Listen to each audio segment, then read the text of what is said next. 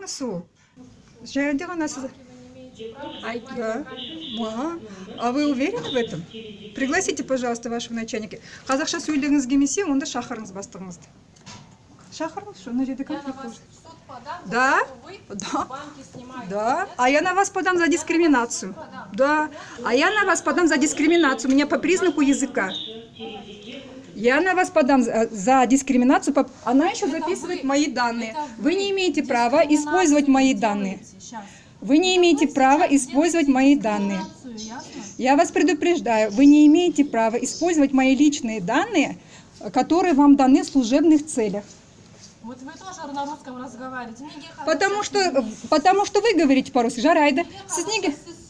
Мен сізге қазақша сөйледім. Сіз маған айттыңыз, орысша маған жауап бердіңіз. Енді неге қазақша сөйлемейсіз? Да?